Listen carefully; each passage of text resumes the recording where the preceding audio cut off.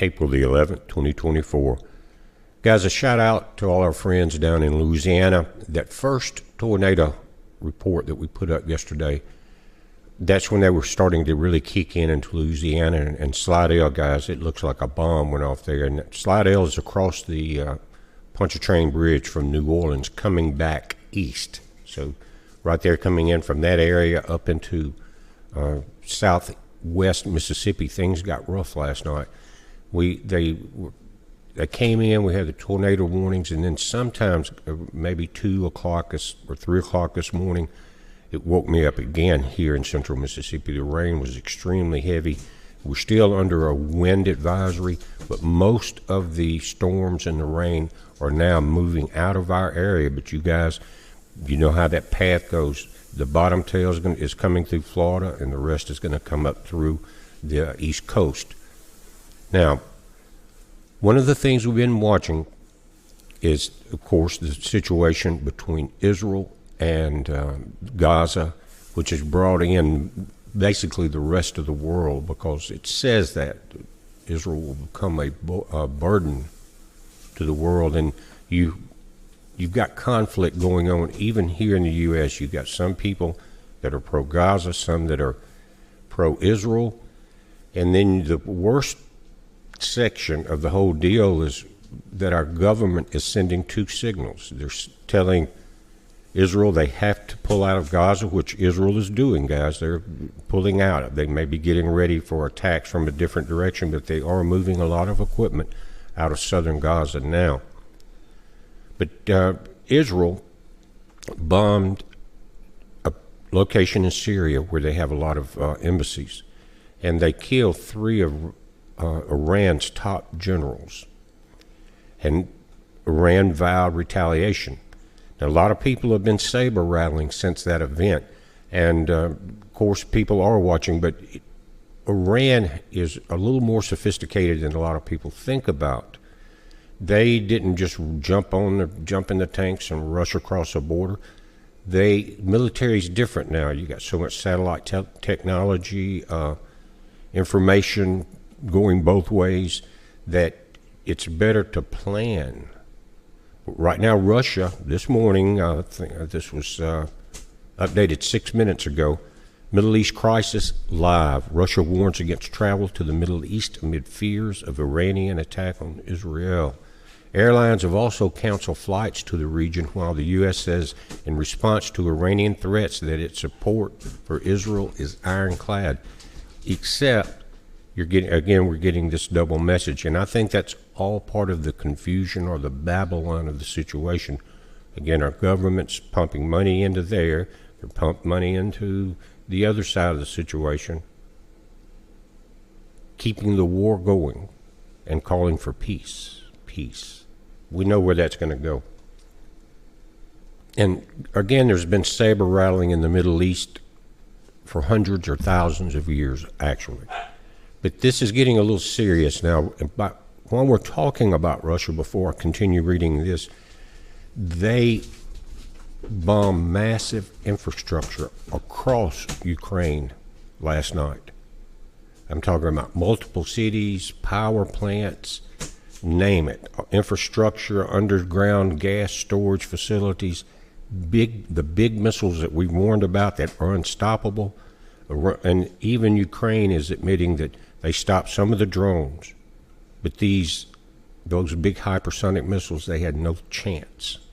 And they were hit, some of them in one power plant. I can't remember if it was the Zaporizhia or one of the other ones there, but they took 6 of those missiles. They call it, I think the nickname is like a dagger. Anyway, Ukraine is desperate. They're saying if they don't get more money, that Russia will win. Russia's going to win anyway. Anyone with common sense knew that would be the outcome, one way or the other, where it would be completely basic arms or going all the way to the nuclear trigger. Russia was not going to go down because they felt threatened by NATO, and NATO basically was running Ukraine, and they were on Russia's door. Anyway, Russia on Thursday advised against travel to the Middle East, and German airline Lufthansa extended its suspension of flights to Tehran as the region was kept on edge by Iran's threat to retaliate against Israel for an attack in Syria. Iran has vowed revenge for the April 1st airstrike on its embassy compound in Damascus, Syria, which killed a top Iranian general and six other Iranian military officers. When it happened, they were naming 3 big ones. But so we got 7 there. Israel has not declared its responsibility for that attack. Now, the foreign ministry in Russia has told its citizens they should refrain from traveling to the Middle East, especially Israel, Lebanon, and the Palestinian territories. The tense situation in the Middle East region persists. This is the foreign ministry again of Russia. They first issued this warning, guys, back in October when the event started, October 7th, I think, when it urged the Russians not to visit Israel and Palestinian territories after the Hamas attack. And so that's been there, and if you think about it, it was put in place immediately. But now they're reissuing these orders, not because of the Hamas attack, but what may be coming from the Iranians. And they are very powerful military, and they have a lot of proxy militaries that work with them. The German airline Lufthansa said on Wednesday it had suspended flights to Tehran due to the situation in the Middle East. On Thursday, the airline said that this has been extended for at least 2 more days until April 13th. A spokesperson said Lufthansa had decided not to operate a flight from Frankfurt to Tehran last weekend to avoid the crew having to disembark to spend the night in the Iranian capital. Lufthansa and its subsidiary Austrian Airlines are the only 2 Western carriers flying into Tehran now, which is mostly served by Turkish and Middle Eastern airlines. Australian Airlines, which flies from Vienna to Tehran 6 times a week, said it was still planning to fly on Thursday, that's the day, but was adjusting the timings to avoid an overnight layover, guys, more than likely getting there earlier enough to get back. According to Reuters, there was no immediate word for any international airlines that fly to Tehran. Now, Israel is pulling out of southern Gaza. We mentioned that, but they're still trying to deal with Hezbollah, and they are still looking for some of the heads of the Gaza militia there, Hamas. It says the IDF said it had struck a building used by Hezbollah in southern Lebanon today. It's from the Times of Israel.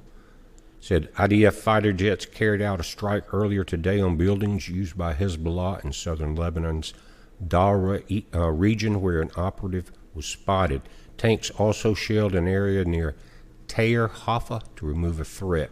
And again, I've said there's been a lot of saber rattling, guys, and there has, but it's getting kind of heavy duty now. We know that biblically there's going to be some devastation in this area. Nobody can say a day or time, but things are definitely rushing in that direction. Also, there's reports out since the eclipse, and if you haven't read the comments in a couple of the videos about the eclipse, you really should. There's over 1,000 on one, and I think maybe 1,500 comments. And just look at the number of people, families that are getting sick, that were out and exposed. And someone has said that that day was a change from a shift from a more of a spiritual warfare from a physical warfare. In other words, we know for the last several years there's been some demonic presence in the leadership around this planet. We already know that. But now they're saying that it has taken on a new phase of spiritual attacks into the physical realm. And they say again, April 8th started that. But guys, this is going to be something that is going to be downplayed by mainstream, but it may become so obvious that the information will start getting out.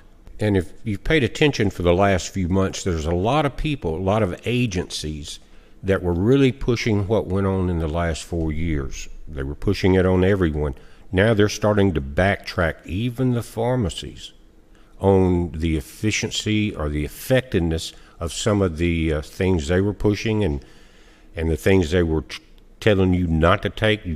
You understand what I'm saying? They're kind of coming away around from that. Are they getting ready for something much more dangerous? Trying to get they knew they had lost all credibility. Let me say that. I even told a friend of mine that I grew up with, that's in the medical industry now, that I had lost all faith in it. This was during the peak of what was going on. A lot of people getting sick and dying. And are they trying to win back some of that respect from the public before this crisis goes down? Is that what's that about?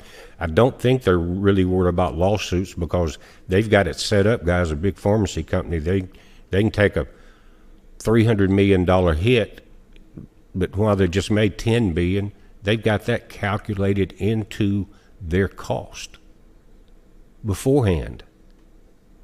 So there's a change coming, but why? Like I said, I'm going to try to figure out the best way to do it. I may do it live, but go through and get the majority of the comments from these videos about what happened on April 8th and put it into one video where we can go through, maybe live again, and do like a question, answer, or statement, whatever we want to do. But I'll go through and read those comments. And what I'm trying to do is emphasize how dangerous this could be. It's kind of scary to read through those comments, guys. Some people, even entire families, are getting sick. A lot of people. And they were getting sick very quickly, just like I mentioned in one of the videos from a lunar eclipse back before this last pandemic went out. It was late at night. It was cold, 2 o'clock in the morning. I was out trying to film some of it.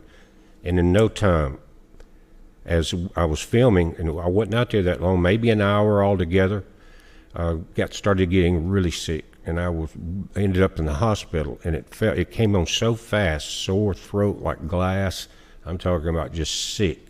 Couldn't eat, couldn't hold nothing down, dehydrated, the whole 9 yards. A lot of people during that time, guys, this was before the pandemic got out as under the name it was under. This was the year before that, but people were dying left and right after that lunar eclipse. The hospitals were full. They were life-flighting out people from our small hospital. I saw it from my hospital room.